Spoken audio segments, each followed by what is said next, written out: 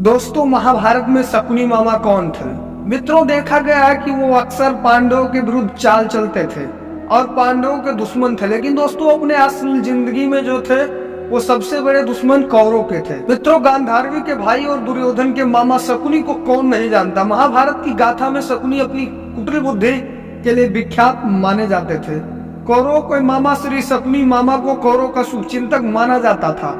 शकुनी मामा दुर्योधन के कदम कदम पर मार्गदर्शन करते रहते थे और दुर्योधन भी मामा शकुनी की इच्छा के बगैर एक भी कदम नहीं उठाते थे। यह बात जहाँ गांधारी को खटकती थी वहीं धृतराष्ट्र को भी। तो मित्रों, क्यों शकुनी दुर्योधन सहित अन्य कौरवों के दुश्मन थे और किस तरह शकुनी का अंत हुआ था? तो दोस्तों, आप देख रहे हैं माई आइडियल राम। चलिए अब करते हैं ज्ञान की बात। वीडियो में आगे बढ़ने से पहले चैनल को सब्सक्राइब जरूर करें, बेल आइकन अवश्य दबाएं। तो दोस्तों, कमेंट में जय श्री हरि हर हर महादेव जरूर लिखें। दोस्तों, शकुनी गांधार नरेश राजा सुबल के पुत्र थे। शकुनी का जन्म गांधार राज के राजा सुबल के राजप्रसाद में हुआ था। वह माता गांधारी का छोटा भाई था और वह जन्म से ही विलक्षण बुद्धि का स्वामी था। अतः राजा सुबल को अत्यंत प्रिय था। कई छोटे छोटे राज्य मिलकर आर्याना क्षेत्र था। इसी क्षेत्र को गांधार राज्य कहते थे और आज के उत्तर अफगानिस्तान में उस काल में उसे गांधार कहा जाता था, जो कि कम्बोज के पास था। दोस्तों, गांधार राज्य में हिंदू कुश पर्वतमाला था।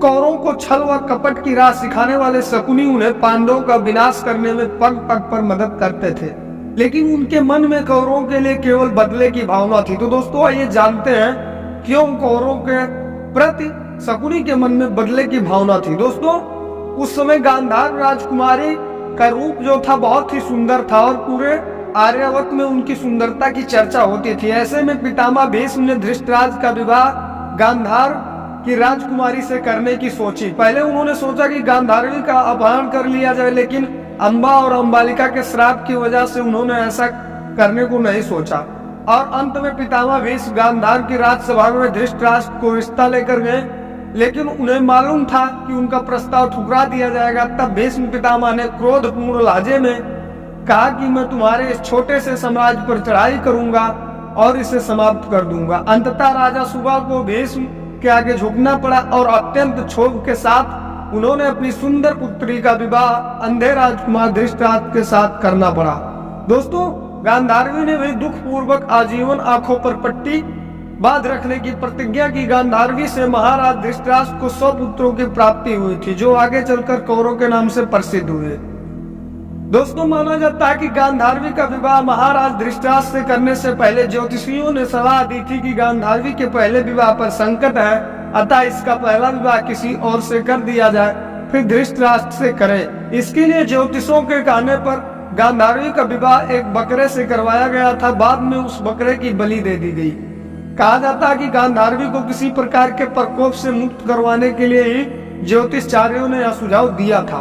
दोस्तों, इस कारणवश गांधारी प्राकृतिक रूप से विधवा मान ली गई और बाद में उनका विवाह धृतराष्ट्र से कर दिया गया। ऐसा क्यों किया, इसके पीछे भी कारण थे। दोस्तों, गांधारी एक विधवा थी। यह सच्चाई बहुत समय तक कौरव पक्ष को पता नहीं चला। यह बात जब महाराज धृतराष्ट्र को पता चली तो वह बहुत क्रोधित हो उठे। उन्होंने समझा कि गांधारी का पहले किसी से विवाह हुआ था और वह न मालूम किस कारण मारा गया। दोस्तों, धृतराष्ट्र के मन में इसको लेकर दुख उत्पन्न हुआ और उन्होंने इसका दोषी गांधारी के पिता राजा सुबल को माना और धृतराष्ट्र ने गांधारी के पिता राजा सुबल को पूरे परिवार सहित कारागार में डाल दिया। कारागार में उन्हें खाने के लिए केवल एक व्यक्ति का भोजन दिया जाता था। केवल एक व्यक्ति के भोजन से भला कैसे सभी का पेट भर सकता है? या पूरे परिवार को भूखा मार देने की एक सजा थी। दोस्तों, राजा सुबल ने निर्णय लिया कि वह यह भोजन केवल उनके सबसे छोटे पुत्र को ही दिया जाएगा, ताकि उनके परिवार में से कोई जीवित बच सके। एक एक करके राजा सुबल के सभी पुत्र मरने लगे। सब लोग अपने हिस्से का भोजन जो था शकुनी को देते थे, ताकि वह जीवित रहकर कौरवों का नाश करा सके। सुबल ने अपने सबसे छोटे बेटे शकुनी के प्रतिशोध के लिए तैयार किया। मृत्यु से पहले सुबल ने धृतराष्ट्र से शकुनी को छोड़ने की विनती की, जो धृतराष्ट्र ने मान ली थी। दोस्तों, राजा सुबल के सबसे छोटे पुत्र कोई और नहीं बल्कि शकुनी ही थे। शकुनी ने अपनी आंखों के सामने अपने परिवार का अंत होते हुए देखा और अंत में शकुनी जिंदा बच गए।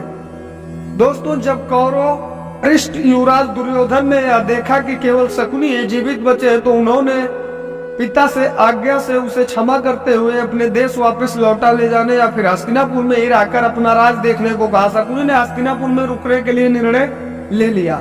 शकुनी ने हस्तिनापुर में सबका विश्वास जीत लिया और 100 कौरवों का अभिभावक बन गया।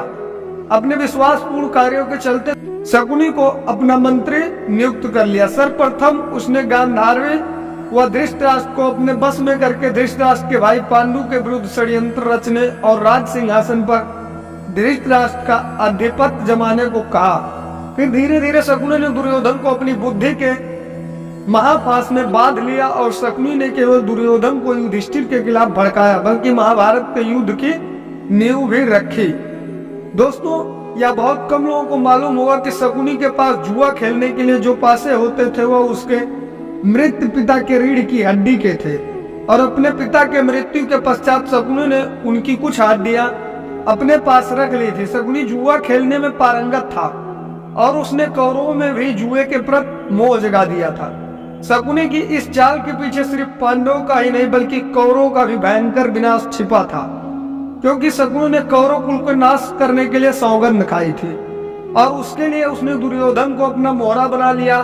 और शकुनी हर समय बस मौका की तलाश में रहता था कि जिसके चलते कौरव और पांडवों में भयंकर युद्ध छिड़ जाए और कौरव मारे जाए। दोस्तों, जब युधिष्ठिर हस्तिनापुर का युवराज घोषित हुए तब शकुनी ने लच्छागिरी का षड्यंत्र रचा और सभी पांडवों को जिंदा जलाकर मार डालने का प्रयत्न किया। शकुनी किसी भी तरह से दुर्योधन को हस्तिनापुर का राजा बनते देखना नहीं चाहता था, ताकि उसको दुर्योधन पर मानसिक आधिपत्य रहे और वह इस मूर्ख दुर्योधन की सहायता से भीष्म और कौरव कुल का विनाश कर सके। अंत में उसने ही पांडवों के प्रति दुर्योधन के मन में वैराग्य जगाया और उसे सत्ता का लालच दे दिया। तो शकुनी की गाड़ी महाराजा धृतराष्ट्र की ओर से पांडवों व कौरवों में होने वाले विभाजन के बाद पांडवों को एक बंजर पड़ा क्षेत्र सौंपा गया था, लेकिन पांडवों ने अपनी मेहनत से उसे इंद्रप्रस्थ में बदल दिया।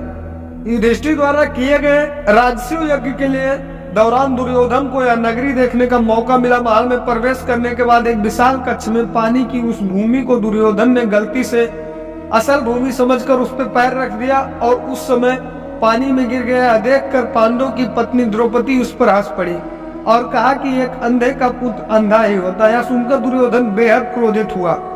दुर्योधन के मन में चल रहे बदले की इस भावना को शकुनी ने हवा दी और इसका फायदा उठाते हुए उसने पासों से का खेल खेलने का आयोजन बनाया और उसने अपनी योजना में दुर्योधन को बताई और कहा कि तुम इस खेल में पांडवों को हराकर बदला ले सकते हो। खेल के जरिए पांडवों को मात देने के लिए शकुनी ने बड़े प्रेम भाव से सभी पांडव पुत्रों को खेलने के लिए आमंत्रित किया और फिर दुर्योधन व युधिष्ठिर के बीच पासा फेंकने के खेल हुए और शकुनी पैर से लंगड़ा था और चौसर अथवा ध्रुत पीड़ में अत्यंत प्रवीण था। उसकी चौसर की महारथ अथवा उसके पासों का स्वामित्व ऐसा था कि वह जो चाहे वो अंक आते थे।